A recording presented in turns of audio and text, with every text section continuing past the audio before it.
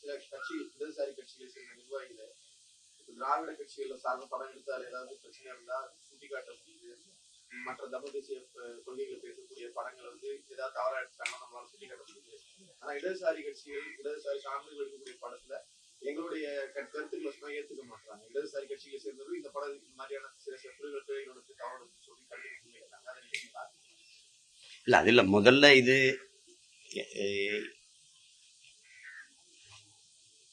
எல்ரைட்டு குமார் அவர்கள் தயாரித்து என்னுடைய தம்பி வெற்றிமாறன் எடுத்த விடுதலையினுடைய 2ஆம் பதிப்பு இது.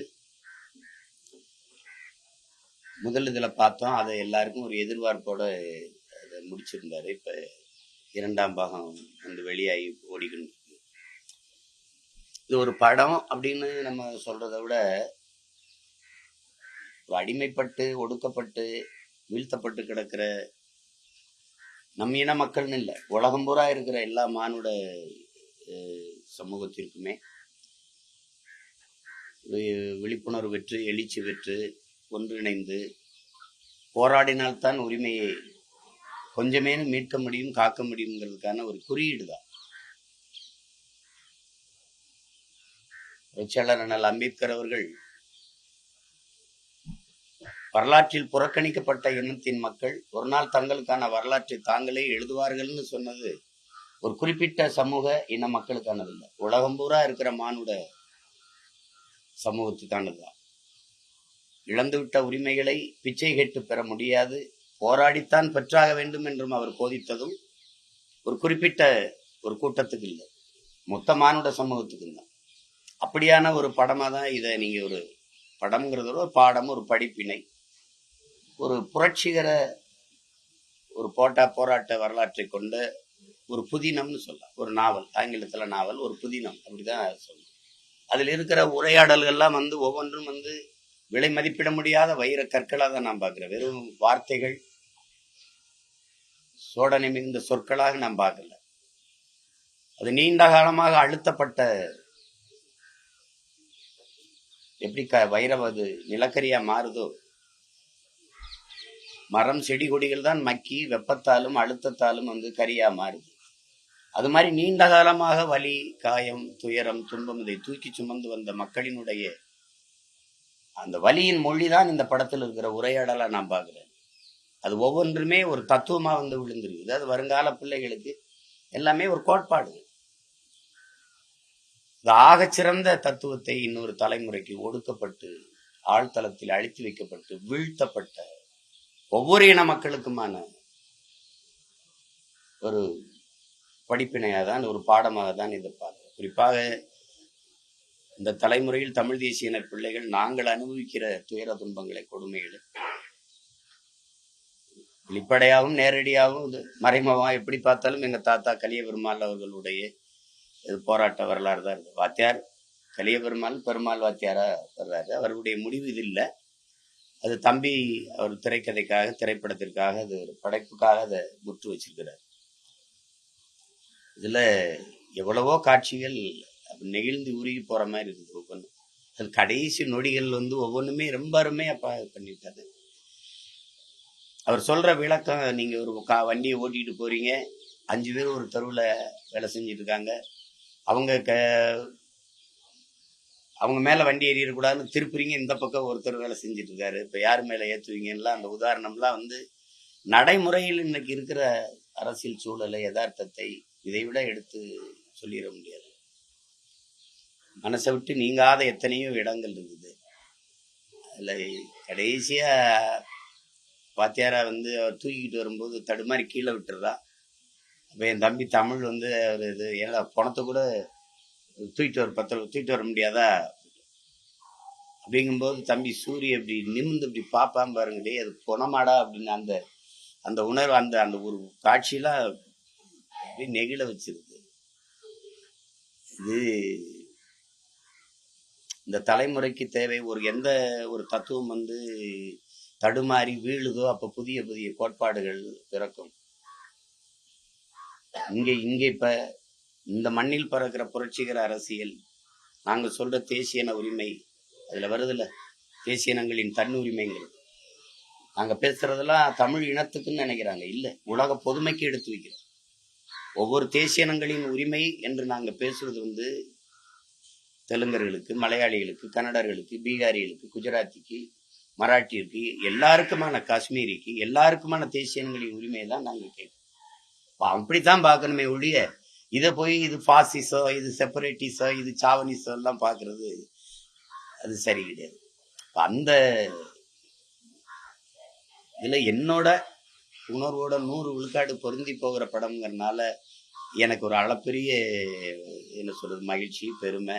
அப்படி ஒரு படைப்பை என்னுடைய அன்பு தம்பி வெற்றிமாறன் எடுத்திருக்கிறாங்கிறத எதை சொல்லி புகழ்றதுங்கிறது. வேல்ராஜெல்லாம் நான்லாம் ஒரு குறிப்பிட்ட தூரம் போகும்போது நம்ம வேல்ராஜான்னு நினைக்கிற அளவுக்கு இருக்குது. ஆங்கில படங்களை போல அந்த நகர்வும் அந்த பனிக்காடுகளுக்குள்ள அவர் பயணிச்ச விதம், குறிப்பா எங்க அப்பா இளையராஜா, அவரு எல்லாரும் சொல்றாங்க இந்த வயசுலங்கிறாரு, எந்த வயசுலயும் சிறப்பா செய்வாரு.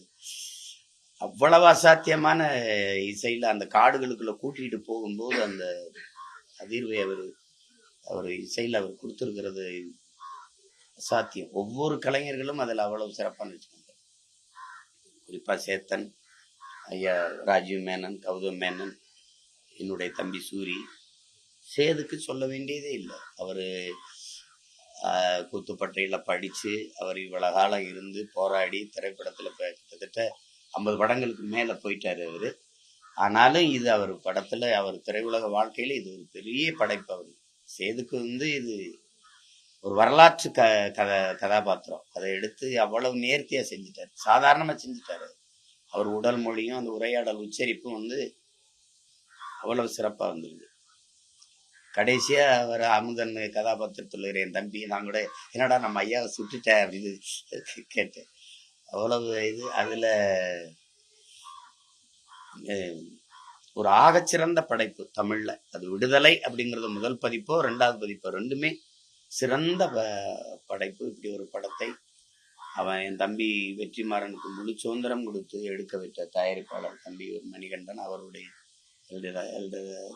நிறுவனத்தினுடைய குமார், அவன் தம்பியோட ஒத்துழைச்ச ஒரு கலை இயக்குனர் உதவியாளர்கள், அந்த மலைகளில் சாப்பாடு உண்டி கொடுத்த தொழில்நுட்ப கலைஞர்கள், படத்தொகுப்பாளர், சண்டை காட்சி அமைத்த கலைஞர்கள் எல்லாருமே மிகுந்த பாராட்டுக்குரியவர்கள். ஒலிக்கலவை செய்த பொறியாளர் எல்லாருக்குமே என்னுடைய மனந்திறந்த பாராட்டுகளும் வாழ்த்துக்களும். இது உலக தமிழ் மக்கள் போற்றி கொண்டாட வேண்டிய ஒரு அரிய படைப்பை என்னுடைய தம்பி கொடுத்திருக்கிறாருங்கிறதுல எனக்கு பெருமையும் மகிழ்ச்சி.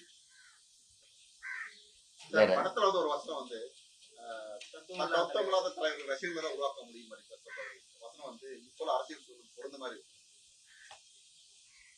அது அந்த உரையாடல்ல இவ்வளவு உரையாடல் இருக்கு, அதை மட்டும் எல்லாரும் குறி வச்சு கேட்கிறீங்களே, இதை அர்த்தம். அது இந்த படத்துல வர்றதுன்னு இல்லை. அது நீங்க எதையோ ஒண்ணு எடுத்துக்கிட்டு பேசக்கூடாது. யதார்த்தமா நீங்க பாருங்க. தனி மனிதன் தலைமை இருக்கக்கூடாது. தனி மனிதனை அபிமானங்களை வைத்து தலைமை இருக்கக்கூடாது. எந்த ஒரு போராட்ட வரலாறும் எதுவுமே தத்துவத்தை தான் தலைமை இருக்கணும். இப்ப எங்க முன்னோர்களை எடுத்துக்கிறீங்க. எங்க முன்னோர்களை அரசியல் தலைமையில எடுத்துக்கிறீங்க. கியாபி விஸ்வநாதன், அண்ணல் தங்கோ, எங்க ஐயா, எங்களுடைய கட்சியினுடைய நிறுவனர் தோற்றுனர் சீபா ஆதித்தனர், மாப்போ சிவஞானம் போன்ற எண்ணற்ற பெருமக்கள் வந்தாங்க. மறைமலை அடிகள், திருவிக்கா, இப்படி பல பேர் எங்க தத்துவத்தின் முன்னத்தியர்கள்.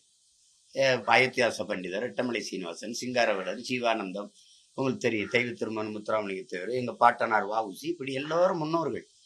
ஆனா அவர்கள் எல்லாம் வந்து முன்வைத்த கோட்பாடுகள் தான் இன்னும் வாழ்ந்துகிட்டு இருக்கே ஒழிய அதை தான் நீங்க பார்க்கணும். அதை தான் பார்க்கணும். இப்ப இதுல இருக்கிற நிறைய வார்த்தைகள் வந்து எங்க தலைவரே எங்களுக்கு கற்பிச்சதான். குறிப்பா நீங்க அங்க போய் நீங்க போங்க, உங்களுக்கு என்ன செய்யணும்னு தெரிய வந்துருங்கிறது எனக்கு அவர் சொன்னதுதான் நான் பல தடவை சொல்லியிருக்கேன். இப்ப தனி மனிதனை அபிமானத்துல தலைமை இருக்கிறதை விட்டுட்டு தத்துவத்தை தலைமை இருக்கிறது தான் உலகம் பூரா நிகழ்ந்திருக்கு. அந்த மாதிரி இப்போ இயக்கங்கள் தான் வென்று. அதை தான் அவர் சொல்றாரு. சரியான தத்துவ நிலைப்பாடு இல்லாம இருந்தா இப்ப நீங்க எல்லாருமே நீங்க எங்க கூட்டணி வைக்காம எப்படி வெல்ல முடியும்னு, இது எவ்வளவு பெரிய தடுமாற்றமான ஒரு கேள்வி. ஒரு கட்சியோட நான் கூட்டணி வைக்கணும்னா நான் ஏன் தனியா கட்சி வைக்கணும்? இதுக்கு உங்கள்கிட்ட பதில் இருக்கா? ஒரு கட்சி இருக்குது, அது ஒரு கோட்பாடை வச்சு போகுது. நான் ஒரு கட்சி வச்சிருக்கேன். நான் என்ன கோட்பாடை சொல்லி கட்சி ஆரம்பிச்சேன்? தமிழ்நாட்டோட ட்ரெண்டே வந்து அரசியல் வேற, நம்ம கட்சியோட கொள்கை வேறன்ற மாதிரி தான் எல்லா கட்சியுமே பேசுறாங்க. அதை விட ஆக சிறந்த ஏமாற்று ஒண்ணுமே கிடையாது. அது வேற, அது வேற. அது எப்படி நீங்க சொல்லுவீங்க? அரசியல் வேறன்னா அரசியல் யாருக்காக செய்யறது? கொள்கை வேற, கூட்டணி வேற. இருக்கக்கூடிய எல்லா கட்சியும் பேசாதீங்க. கொள்கையை அடமானம் வைக்கிறது மாதிரி ஒரு கொடுமைங்க இருக்கா? கொள்கையற்ற அரசியலும் ஒரு பாவம்ங்கிறாரு. 10 பாவம் சொல்றாரு காந்தி, அதுல ஒண்ணு கொள்கையற்ற அரசியல். கூட்டணி வைக்கிறதுனா எந்த இதுல போய் எந்த இதுல அதுல கூட்டணி வைக்கிறீங்க? அப்ப தனிய கொள்கை இருக்கு. அந்த கட்சியோட போய் சேர்ந்துட்டு போயிடலாமே. அந்த கட்சி எந்த கட்சியோட கூட்டணி வைக்கிறோமோ 10 கட்சிகள் சேர்ந்து ஒரு கட்சியோட கூட்டணி வைக்கும்போது தனித்தனியா கட்சி தேவை இல்லையே. அந்த வீட்டுலதான் உங்களுக்கு வீடு அதுக்கு, அந்த வீட்டுல குடியிருந்துட்டு போலாம்ல. கேட்டா கட்சியை காப்பாற்றணும் அப்படின்பீங்க. கட்சியை காப்பாத்துறது லட்சியமாகி போனால் எந்த லட்சியத்தை காப்பாத்த கட்சி ஆரம்பிச்சுங்கிற கேள்விக்கு உங்கள்ட்ட பதில் இருக்கா? நீங்க வரலாற்று சாதனைகள்ல கெஜ்ரிவால் கூட்டணி இல்லாம எப்படி வெல்ல முடிஞ்சது? சட்டசபை தேர்தல்ல சொல்லுங்க, எப்படி வெல்ல முடிஞ்சது? 14 தேர்தல்ல அம்மையார் ஜெயலலிதா தனியா நின்று 37 இடம் அப்படி வெல்ல முடிஞ்சது. அதெல்லாம் இங்க சிக்கல். அது இல்ல, தனியா நின்று வெல்ல முடியாதுங்கிறது சமரசம், ஒரு காம்ப்ரமைஸ். அதுக்கு கொஞ்சம் நீண்ட நாள் காலம் கொடுக்கணும், செலவு, அதுக்கான காலத்தை விலையா கொடுக்கணும், உழைப்பை கொடுக்கணும். அது தற்காலிக தோல்விக்காக நிரந்தர வெற்றியை இழக்கிறது. அதனால அது அந்த சமரசங்கள் வந்துருது. அதனால நீங்க எடுத்தோடனே என்னன்னா அந்த இப்படி சொல்றாரு தத்துவம் இல்லாத தலைமை அப்படின்னு. அது தத்துவம் இல்லாத தலைமைன்னு யாருக்கு இல்லை, எனக்கும் சேர்த்துத்தான், நாளைக்கு வந்தாலும் உங்களுக்கும் சேர்த்துத்தான். ஒரு என்ன கோட்பாட்டை முன்வைக்கிறீங்களோ அதுல சமரசம் இல்லாத இறுதி வரை உறுதியாக நின்று போராடுகிறீங்களா, தோல்வியோ வெற்றியோ அதுல நிக்கிறீங்களா, அதை வச்சுதான் உங்களுக்கு மக்களுக்கு ஆதரவும் அதை ஏற்கிறது எதிர்க்கிறது முடிவு செய்யப்படும். அதனால அது அந்த உரையாடலை நான் ஏற்கிறேன். அது மிக சரியா சொல்லியிருக்கிறாரு. சரியான நேரத்துல தம்பி சொல்லியிருக்கதான் நான் நினைக்கிறேன். அர்ஜுன் சம்பத் அவர்கள் வந்து இந்த விடுதலை படங்கள் நக்சல் இயக்கத்தை வந்து ஆதரிக்குது, அது வந்து தடை செய்யணும்னு சொல்லியிருக்காரு. எப்படி பாருங்க?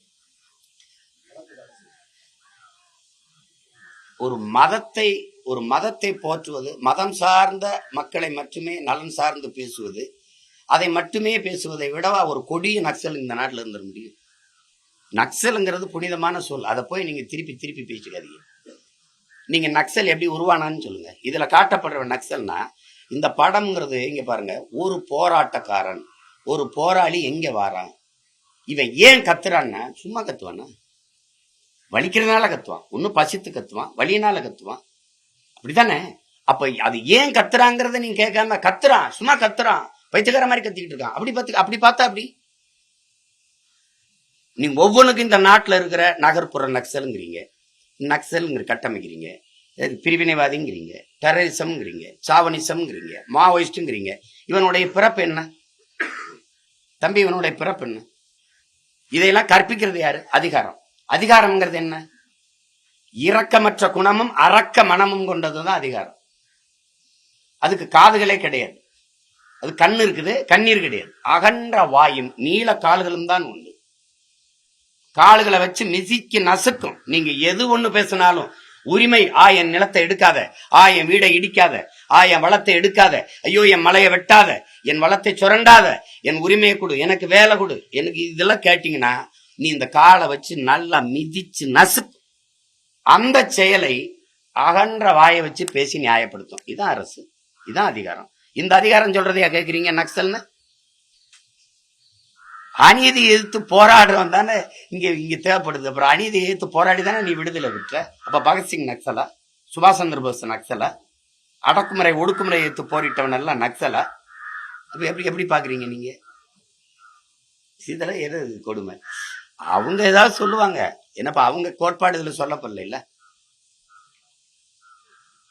அவங்க கோட்பாடு சொல்லப்படல. ஒருவேளை அவங்க கருத்துக்கள் இதுல சொல்லப்பட்டிருந்தா ஆக சிறந்த படம்னு சொல்லுவாங்க. இது அடக்குமுறை ஒடுக்குமுறைக்கு எதிரான கிளர்ச்சியை சொல்லுது, போராட்டத்தை கற்றுக் கொடுக்குது, உயிரை விட உரிமை மேலானதுங்குது. நாங்க ஏற்றுக்கொண்ட தத்துவங்கள் என்ன? சரணடைஞ்சு வாழ்வதற்கு சண்டையிட்டு சாகலாம், அடிமை வாழ்வினும் உரிமை சாவு மேலானது. இந்த கோட்பாட்டுல வளர்ந்த பிள்ளைகள்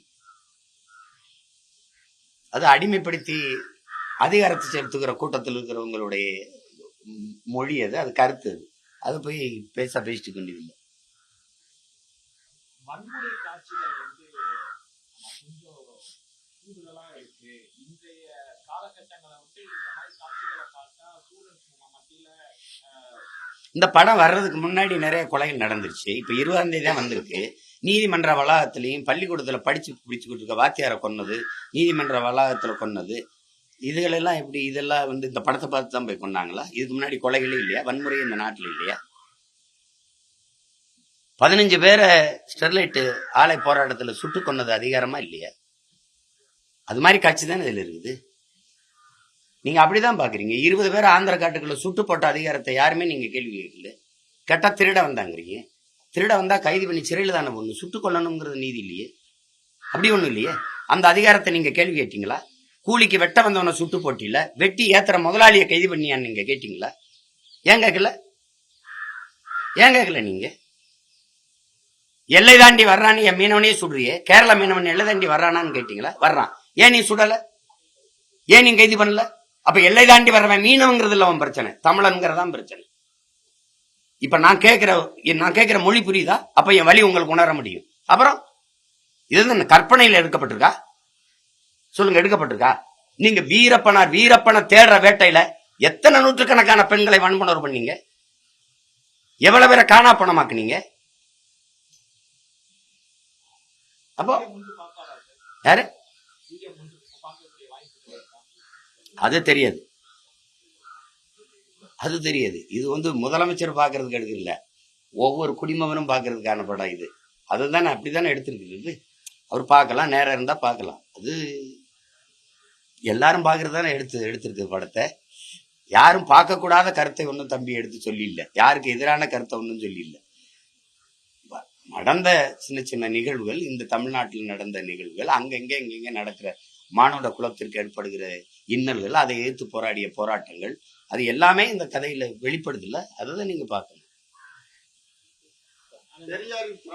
பெரியாரின் வழிவந்த திராவிட கால ஆட்சியில வந்து நம்ம 50 ஆண்டு ஆட்சியில வந்து நிறைய கொலைகள் நடந்திருக்கு அப்படின்னு சொல்லி விஜய் பாலன்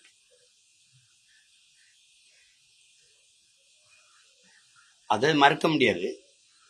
இந்த பெருமையை வந்து சாதியில வச்சதுதான் பிரச்சனை.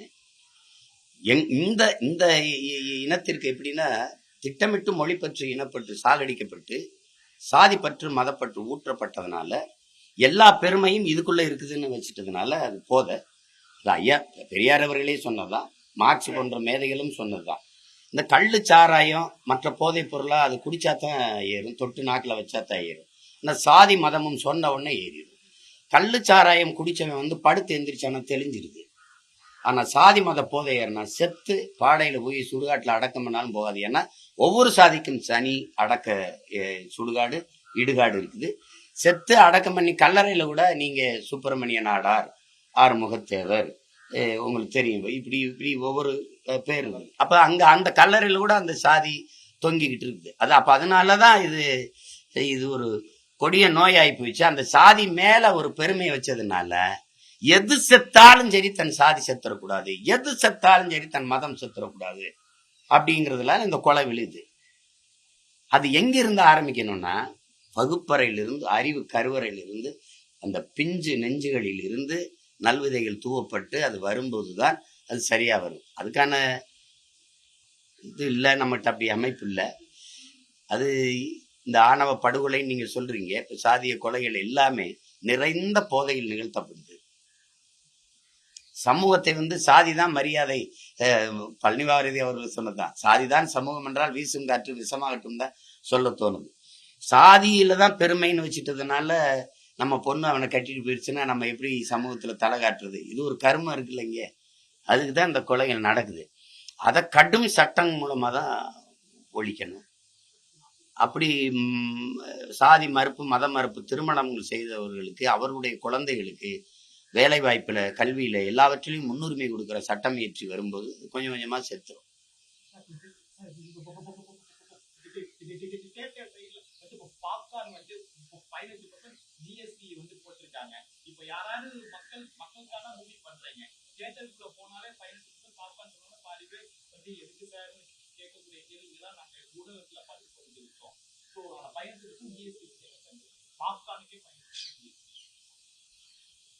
நான் மொத்தமாவே எதிர்க்கிறேன், வெறுக்கிறேன். உங்களுக்கு புரியுதுன்னு நினைக்கிறேன். நேற்று கூட ஒரு தம்பி கிரெட்டா அப்படின்னு ஒரு கார் வாங்கினேன். கார் இந்த மகிழுந்தின் விலை 13 லட்சம், ஆனால் இது 15 லட்சம் அதுக்கு வரி மட்டும் கட்டியிருக்கேன் அப்படிங்கிறாங்க. நீங்க இந்த பாப்கார்ன் தானே உணவு பண்டத்துல சொல்றீங்க. பார்வையற்றோர் எழுதி படிக்கிற தாள் இருக்குல்ல, அதுக்கு வரி உங்களால் நம்ப முடியுதா? இடுப்பு கீழே விளங்காத ஒரு பயணிக்கிற முற்சக்கர வாகனம் இருக்குல்ல, மாற்றுத்திறனாளிகள், அதுக்கு வரி. கேட்கிற திறன் கருவி இருக்குல்ல, அதுக்கு வரி. இதையெல்லாம் எப்படி பாக்குறீங்க? எல்லா கரும இளவு வரியும் எடுத்துட்டு போங்க. அந்த வரி வருவாய் இருக்குல்ல, என்னவா இந்த மக்களுக்கு திருப்பி வருதுன்னு ஒரே ஒரு தடவை சொல்லுங்க. அததான் நான் பல காலமா கேட்கிறேன். இந்த நாடை நீங்க எப்படி பாக்குறீங்க? குழந்தைகள் சாப்பிட்ற பிஸ்கட்டுக்கு 18 விழுக்காடு வரி, தங்க பிஸ்கட்டுக்கு 3 விழுக்காடு தான் வரி. அந்த 3 விழுக்காடு வரியை விதிக்கலாமா வேணாமாங்கிற விவாதம் 3 நாள் நடந்ததுன்னா உங்க யாரால நம்ப முடியுதா? யாராலே நம்ப முடியுதா? இப்ப யாருக்கான அதிகாரம் கட்டமைக்கப்பட்டிருக்குன்னு பாருங்க. பாப்கார்னையும் விட கொடுமையெல்லாம் இருக்குது. சார், பாமக தலைவர் அன்புமணி என்ன சொல்லியிருக்காங்கன்னா, திருமுருகனுக்கு ஏன் துணை முதல்வர் பதவி கொடுக்கல? அவர் அந்த கட்சியில் நிறைய தியாகம் பண்ணியிருக்காரு, சிறைக்கு போயிருக்காரு. ஆனா அவர் வன்னிய சமுதாயத்தை சேர்ந்தவருனால அவருக்கு துணை முதல்வர் பதவி மறுக்கப்பட்டிருக்கு அப்படின்னு சொல்லியிருக்காரு. நான் தான் முதல்ல அதை கேட்டேன், பார்த்திருப்பீங்கன்னு நினைக்கிறேன். எங்க ஐயாவை கொடுக்க கூடாதான்னு கேட்டது நான் தான். அது முதல்ல அதான் ஐயா சொல்லியிருக்கிறாங்க. அந்த ஆதங்கம் ஒவ்வொரு தமிழ் மகனுக்கும் இருக்கும். எங்க ஐயா அன்புமணிக்குன்னு இல்லை, எல்லா தமிழனுக்கும் இருக்கும். இப்ப நீங்க இப்படி பாருங்களேன், நீங்க சனாதனம்ங்கிறீங்க. சனாதனம் பிறப்பினாலே ஒருவருக்கு உயர்ந்த பதவி வந்திருக்குங்கிற அமைப்பு இருக்குல்ல, கிடைச்சிருங்கிற ஒரு அமைப்பு இருக்குல்ல, அதை எப்படி பாக்குறீங்க? அதுதான் சனாதனம். இந்த இடத்துல இவர் பிறந்துட்டதுனாலேயே எளிதா அவருக்கு அந்த பதவி வந்துடும், உயர் பதவி கிட்டிருங்கிற அமைப்பு இருக்குல்ல, அந்த நிலைமை இருக்குல்ல, அதுக்கு பேர் தான் சனாதனம். உங்க அப்பா இருப்பாரு, அப்புறம் நீங்க வருவீங்க, இப்ப நீங்க இருப்பீங்க, உங்க மகன் வருவாரு. இவ்வளவு பெரிய நாட்டுக்குள்ள இல்லாத துணை முதல்வர் உங்க வீட்டுக்குள்ளதான் வருவாராங்கிற கேள்வி நீங்க எழுப்பி பார்க்கணும். அதுக்குதான் நீங்க குடிவாரியா கணக்கெடுங்கிறோம் நாங்க. அப்படித்தானே நீங்க பார்க்கணும். இப்ப நீங்க எந்த வழியில எங்க ஐயா துரைமுருகனை தாண்டி தம்பி உதயநிதிக்கு தகுதி வந்துச்சுன்னு கொடுத்தீங்க? அந்த கேள்வியை கேட்க வேண்டியது, கேட்டா அது திமுக உட்கட்சி பிரச்சனைன்றீங்க. நீங்க முற்போக்கு பேசுனீங்க, சுயமரியாதை பேசுனீங்க, எல்லாம் பேசுனீங்க, பகுத்தறிவு பேசுனீங்க. கடைசியா நீங்க முற்போக்குவாதிகளை, சீர்திருத்தவாதிகளை, புரட்சியவாதிகளை உருவாக்குறதுல கொத்தடிமைகளை உருவாக்கி வச்சுட்டீங்க. ஒரு முன்னாள் சட்டமன்ற உறுப்பினரே இனமான பேராசிரியர் விருதை பெற்றுட்டு அவரே பேசுறாரு, எங்களை கலைஞர் வீட்டினுடைய கொத்தடிமைகள் என்று கூட சொல்லுங்கள், எங்களுக்கு பெருமைதான் பேச வச்சுட்டீங்க. நான் சொல்லல, அவரே சொல்றாரு, நாங்க கொத்தடிமைகள் தான். இத நம்ம 2 பேரும் பேசி என்ன இருக்குது? முதல்ல இந்த மாதிரி கொடுக்க போறாங்கும் போதே நான் தான் இதை பேசினேன். இது என்னுடைய பேச்சு இருக்கு, காணொலியில இருக்கு. ஏன் நீங்க எங்க ஐயாவை கொடுக்க கூடாது அப்படின்னு அப்ப கூட சொன்னேன். இடைக்கால இவர் அமெரிக்கா போகும்போது இடைக்கால முதல்வர் எடுக்க போறதா கூட பேச்சு வந்தது. அந்த வாய்ப்பையாவது எங்க ஐயாவுக்கு கொடுங்கன்னு கூட நான் பேசினேன். அண்ணா காலத்திலிருந்து ஐயா கருணாநிதி அவருடைய காலத்தில் இருந்து வந்த ஒருத்தர், இவருக்கு எம்ஜிஆர் காசுல படிச்சவர் இது. அவர் நினைச்சிருந்தா எம்ஜிஆர் கூடவே இருந்திருக்கலாம். அவ்வளவு இது அது. இப்ப அதை போய் நம்ம பேசி ஒண்ணும் இல்லையே. நம்ம இதை கேட்கிற எல்லாருக்கும் உங்களுக்கு வருத்தம் வருதா? அதுல இருக்கா? எனக்கு இருக்கு, கோபம் இருக்கு, உங்களுக்கு இருக்கா? அப்படி ஒவ்வொருத்தருக்கும் கோபமும் வருத்தம் வந்துச்சுன்னா சரியாயிடும். வெற்றிமாறன் அவர் மார்க்சிய தத்துவத்தை முழுமையா உருவாங்களா, அதனால தத்துவ முறை உள்ள காட்சிகள் நிறைய விடுதலை டூல இருக்குன்னு சொல்லி இடதுசாரி ஆதரவாளர்கள் பதிவு எல்லாம் போட்டு என்ன தத்துவம்? அந்த இடதுசாரி தோழர்கிட்ட கேளுங்க, உங்க தத்துவம் என்னன்னு கேளுங்க. இல்ல உங்க தத்துவம் என்ன சொல்லுது? நீங்க ரஷ்ய அதிபர் ஜோசப் ஸ்டாலினை இங்க இருக்கிற மு.க. ஸ்டாலின் 2 ஒண்ணு நினைச்சுக்கிறது தவிர உங்களுக்கு வேற ஏதாவது தத்துவம் இருக்கா? வேற ஏதாவது தத்துவம் இருக்கா? தம்பி, அன்னைக்கு நீங்க காம்ரேட், இன்னைக்கு நீங்க கார்பரேட். உங்களுக்குள்ள என்ன, நீங்க என்ன தத்துவத்தை பத்தி பேசுறீங்க? நீங்க எந்த தத்துவம் உங்கள்ட்ட உயிர் படம் இருக்கு? எந்த தத்துவம் இருக்கு? தேசியனங்களின் உரிமைக்கு நிக்காதவன், உரிமைக்காக போராடாதவன் ஒரு ஜனநாயகவாதியே இல்லை. அவன் எப்படி கம்யூனிஸ்டா இருக்க முடியும்னு கேட்டது லெனின். நீங்க தேசியனங்கள் உரிமைக்கு உங்களுக்கும் 10,000 கிலோமீட்டர். தேசிய உரிமைக்கு நிக்கிறீங்களா நீங்க? நான் அதை கேட்டா லெனின் சொன்னதை இன்னைக்கு பொருத்த முடியாதுன்னு. லெனின் சொன்னதே பொருத்த முடியாது. நீங்க சொல்ற இலவகர் மந்திரத்தை எங்க போய் பொருத்துறது? எந்த இடத்துல நீங்க நிக்கிறீங்க? மொழிக்கு நிக்க மாட்டீங்க, நிலம் வளத்துக்கு நிக்க மாட்டீங்க, அப்புறம் இனம் கிடையாது, இன உரிமை கிடையாது. எந்த இடத்துல நிப்பீங்க? என்னுடைய பண்பாடு, என்னுடைய கலை இலக்கியம், என்னுடைய வழிபாடு எதுக்கு இல்ல? கலை இலக்கியம்னு ஒண்ணு வச்சுட்டு இருந்தீங்க. அது எங்க இருக்கு? அது எங்க? அதுவும் இல்லை. நீங்க போய் இதுல அது தத்துவத்தை உள்வாங்கல அப்படின்னு. இது எப்படி இருக்கு? கொடுமைதான். உள்வாங்கியதாலதான் அவனுக்கு இந்த படத்தை எல்லாம் படைக்கணும்னு தோணுது. அதெல்லாம் சொல்லிட்டு இருக்காதீங்க. நீங்க இப்ப உட்கார்ந்து இருக்கிற நான் எங்க இருந்து வந்தேன்றீங்க? பல பேரு, ஒரு பேர் இல்ல, திராவிட வேர் மட்டும் இல்ல, மார்க்சிய வேறு, மாக்கா ஈக்கா எல்லா இடத்துலயும் நின்று இங்க இருந்து வந்தால்தான். 5 விரல், ஒரு விரல் பிடிச்சு நடக்கல, 5-6 விரல் பிடிச்சு நடந்தாலு கடைசி அங்கே நிக்குது தேசிய உரிமை அப்படின்னு நிக்குது. இதுலயே படம் முழுக்க பாருங்க. அப்படி வந்து அந்த தமிழ் தேசிய அப்படிங்கறதெல்லாம் நீங்க அமைதிப்படுத்துற அளவுக்கு அச்சம் வருது உங்களுக்கு.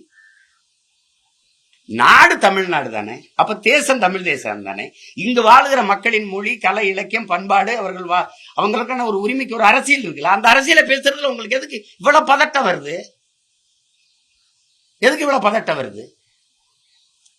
அப்ப குர்திஸ் மோசா சொன்னதுதான், நாங்கள் மொழி, இனம், நிலம், வளம் என்றெல்லாம் பேசும்போது உங்களுக்கு ஒரு நடுக்க வருதுன்னா உங்க அடித்தளத்தை என் தாய் நிலத்தில் கட்டமைச்சிட்டீங்கன்னு பொருள்.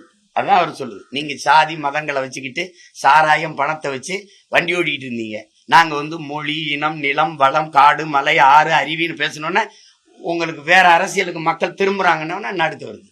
நீ இந்த 1000-500 வேலை செய்யாது போல இருக்குன்னொன்னே நடுக்க வருது. சாராய கடையை வச்சு வண்டி ஓட்டணும், சாராய கடையை மூடுறான்னு சொல்லிட்டு மக்களே போராடுறாங்கன்னு உங்களுக்கு பயம் வருது. அதுதான் அது. அதை ஏற்கல நான். அது சும்மா அதெல்லாம் எதையும் சொல்றேன். 100% இந்த படம் உங்களோட பொருந்துன்னு நீங்க சொல்லிருந்தீங்க. படத்துல ஒரு டைலாக் வரும், காலத்துக்கும் சூழலுக்கு ஏற்ற வகையில போராட்டத்தோட வடிவத்தை மாற்ற வேண்டிய தேவை இருக்கு. நாம் தமிழர் அரசியல் களத்துல அவங்களோட அரசியல் யுகத்தை மாற்றுமா? இல்ல மாத்தினதுனாலதான் நான் எங்க தலைவர் வழியில இருந்து, எங்க தாத்தா வழியில இருந்து, எங்க அண்ணன் தமிழரசன் வழியில இருந்து இங்க வந்தது. இந்த உட்கார்ந்து இருக்காருல்ல, இவருடைய அப்பா தான் அது வாத்தியாரு. இவரும் இவரோட 13 வருஷம் சிறையில் இருந்தவர். இவருடைய மனைவி எங்க தாத்தாவோட மருமகள். இவர் சிறையில் இருக்கும்போது பொண்ணு கொடுக்கல யாரும். அவங்க சின்ன வயசு பெண்ணு. சரி மாமாவை யாருமே கல்யாணம் பண்ணிக்கலாம், நான் பண்ணிக்கிறேன்னு சொன்ன மகள் தான். நீங்க கவனிங்க, எங்க தாத்தா எங்க தாத்தா முத்துராமலிங்க தேவர் மண்டபத்துல ஒரு நிகழ்ச்சி. அப்போ அது ஒரு சிவப்பு துண்டை போட்டு இப்படி உட்கார்ந்து இருந்தாரு. அப்ப நான் சின்ன ஆளு, ஒரு 25 வருஷத்துக்கு முன்னாடின்னு வச்சுக்கிறீங்களா, அவர் இறக்குறதுக்கு கொஞ்சம் முன்னாடி. அப்ப அவரு என்னை இங்கிட்டு ஓடிட்டு இருந்தோன்னு கூப்பிட்டீங்க, வா இன்னொரு சோழனா பையில இருந்து ஒரு புத்தகத்தை இந்த புத்தகம் தான், இதை வச்சுக்க, இதுதான் உனக்கு கொடுக்க என்கிட்ட இருக்குன்னாரு. அதை படிக்கும்போது கடைசி பக்கத்துல இருப்பாரு, மக்களை அணிதிரட்டி அரசியல் படுத்தாமல் புரட்சியை ஒருபோதும் முன்னெடுக்க முடியாது. தாத்தா சொன்னதை பேரன் செஞ்சுக்கிட்டு இருக்கீங்க. உங்களுக்கு புரியுதுன்னு நினைக்கிறேன். எங்க தலைவன் அந்த நிலத்துல ஆயுதத்தை வச்சு அடக்கி ஒடுக்கும் போது உங்களுக்கு எந்த மொழியில சொன்னா புரியுமோ அந்த மொழியில தான் நாங்க பேச முடியும்னால அது அவர் சொன்னதுதான். அப்ப சிங்களனுக்கு அவனுக்கு புரியுற மொழியில நம்ம பேச வேண்டியது இருக்குன்ட்டு அததான் மாசேத்தவங்க என்ன சொல்றாரு, மாவ சொல்றாருல்ல, நான் என்ன ஆயுதம் எடுக்கணுங்கிறத எதிரிதான் முடிவு செய்யறான். கருவியா கருத்தியல் புரட்சியா? அது இப்ப எங்க முன்னோர்கள் காட்டின வழியில அவங்க நாங்க இப்ப மக்கள் அரசியலுக்கு வரும்போது கருத்தியல் புரட்சி. என் தம்பி கூட கேட்டான், ரொம்ப டாக்கி, அதாவது உரையாடலா பேச வேண்டியது இருக்கேன்னு சொன்னான். கருத்தியல் புரட்சி தான் உங்களுக்கு வழின்னு வரும்போது பேசத்தான் ஆகணும் மக்கள்கிட்ட. ஆயுதம் ஏந்தி நிக்கிறவன் பேச வேண்டியது இல்லை. அரசியல் வரும்போது, மக்கள் அரசியலுக்கு வரும்போது மக்கள்கிட்ட கருத்தை விதைச்சாதான். மண்ணில் புரட்சி வரணும்னா மக்கள் மனத்தில் வரணும். மக்கள் மனத்தில் எப்படி வரும்? நல்ல கருத்து. ஆமா அவன் சொல்றது இப்ப ஒண்ணும் கிடையாது. நீங்க எல்லாருமே படம் பார்த்தோம், தம்பி படத்தை பார்த்தோன்னே என்ன செய்ய சொல்ற, இங்க சைலன்ஸுங்கிறதே சத்தமா தானே சொல்ல வேண்டியது இருக்கணும்னு கைதட்டினா. ஏன்னா எல்லாருக்குமே தெரியுது, ஆனா ஒருத்தர் எடுத்து சொல்ல வேண்டியது, என்னப்பா செய்ய சொல்ற, இங்க சைலன்ஸுங்கிறதே சத்தமா தானே சொல்ல வேண்டியது இருக்குது. இதயம் நோய் விட்டு போச்சுன்னா அறுவை சிகிச்சை பண்றது அது என்ன வன்முறையா? அது சிகிச்சை. அது மாதிரிதான் இதுன்னு சொல்றது இருக்குல்ல. அப்ப அதை சொல்லித்தான் அவனுக்கு புரிய வைக்க வேண்டியது இருக்கு. அதனால இப்ப நாங்க பாதை சரியா தேர்ந்து செஞ்சிருக்கோம். இதுல ஒரு சமரசம் இல்ல. நீ இன்னொரு 10 தேர்தல் கூட என்னை தோக்கடிய, நான் செத்தே போயிடறேன்னு வச்சுக்கிறேன். இப்ப என் முன்னோர்கள்லாம் இல்ல, ஆனா நான் வருவேன்னு யாராவது நினைச்சாங்களா? நானே நினைக்கல. நாளைக்கு இன்னொருத்தன் வருவான், எங்க நிக்கிற யாராவது ஒருத்தர் வரலாம்.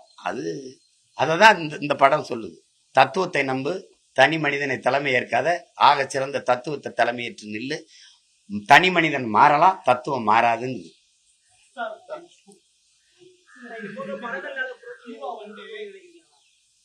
ஒரு சில ஹீரோக்கள் இந்த மூவிக்கான வாய்ஸ் கொடுத்திருந்தா இன்னும் கொஞ்சம் மக்கள் மத்தியில இன்னும் கொஞ்சம் ஸ்பீடா போய் தேடும் நீங்க மறுபடியும் சூப்பர் ஸ்டாரா இருக்கட்டும் ஸ்டாரா இருக்கட்டும் இப்போ நீங்க வந்திருக்கீங்க அது- இந்த மாதிரி ஒரு சில ஹீரோக்கள் வந்தா இன்னும் கொஞ்சம் நானே கொஞ்சம் காலதாமதம். எனக்கு வந்து இந்த வெளியீட்டு நேரத்தில் இது என் தம்பியை பற்றி உங்களுக்கு தெரியும். கடைசி 3 மணி நேரத்துக்கு முன்னாடி தான் படமே கொடுத்தான். அந்த உங்களுக்கு பொருள் தெரியும் நினைக்கிறேன். அவன் அப்படி ஆளு. அப்புறம் நான் எப்படி படத்தை பார்க்கறது? நான் பல வேலைகளை திட்டமிட்டு போயிட்டேன். நேற்று பார்க்க வேண்டியது நேற்று வேலையாயிடுச்சு. இப்போ இதுக்குன்னே அவசர அவசரமா வந்து பார்க்குறேன்னா நாளாயிடுச்சு. பார்க்கலாம், பார்த்து எல்லாரும் சொல்லலாம். அது பாராட்ட மாட்டாங்கன்னு சொல்ல முடியாது. பாராட்டுவாங்க, பாராட்டுவாங்க, பாராட்டுவாங்க. மகிழ்ச்சி.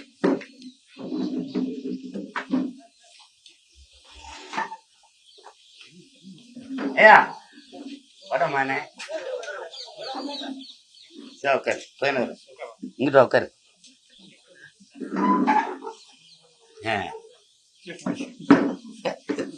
அவருடைய நடிப்பு எப்படி சார்? அவன் எங்க நடிக்கிறான்? அவன் தான் வாழ்றானே. சின்ன பிள்ளையில இருந்து தெரியும் கண்ணு. என்னுடைய தம்பியுடைய மகன். அதுல அசூரன்ல வந்து உங்களுக்கு சொல்றதுக்கு இல்ல, ஒரு என்ன சொல்றது, நடிப்புல ஒரு மிருகம் பிசாசுன்னு சொல்ற அளவுக்கு நடிக்கிற ஆளு என் தம்பி தனுஷ். அவருக்கு ஈடு கொடுத்து கூடவே படம் முழுக்க நடிச்சு வந்திருப்பான். அதுலயே முதல் படத்திலேயே. இந்த படத்துல முதல் அந்த 15 நிமிஷம் வந்து அவன் தான் ஹீரோவா இருக்கான். கற்பனா வந்து அந்த அதுல வந்து கீழே வித்தாட்டி போட்டு அவன் அந்த நெஞ்சில் வச்சுட்டு இது எங்க பாட்டேன் முப்பாட்டேன் தாத்தேன் அப்ப அந்த காலத்திலிருந்து வந்த கோபம்டா, எங்களுக்கு தாண்டா அந்த வீரம் வரும், உங்களுக்கு வராதரான்னு சொல்லி அடிப்பான்ல. அந்த இடத்துல எல்லாம் மெய் சிலுத்துட்டேன். ஏற்கனவே எனக்கு சொல்லிட்டாங்க, கென் வந்து அசத்திட்டா பிரமாமா நடிச்சிட்டான் அப்படின்ட்டு. அது தம்பியும் சொன்னா, வெற்றி அவனை பாருங்க அப்படின்னு, ஆள் எப்படி சண்டை செஞ்சிருக்கான் அப்படின்னு. சிறப்பா நடிச்சிருந்தான். அவனுக்கு பெரிய எதிர்காலம் இருக்குது. நல்லா நடிச்சிருந்தான். அவனுக்கு என்னுடைய பாராட்டுக்கள், வாழ்த்துக்கள். எல்லாரும் படத்தை பார்த்து நம்ம பிள்ளைகள் எல்லாரையும் நீங்க வாழ்த்தணும். தமிழ் வெறும் நடிகன் மட்டும் இல்ல, சிறந்த படைப்பாளி. தானாக்காரன் பார்த்துருப்பீங்க. ஆக சிறந்த படத்தை எடுக்கக்கூடிய படைப்பாளி இல்ல. வெள்ளக்காரன் தான் சிறந்த படம் எடுப்பாங்கிறது இல்ல, கருப்பைங்க நாங்களும் எடுப்போங்கிறதுக்கு நிறைய படைப்புகள் எங்க கிட்ட இருக்கு. நன்றி.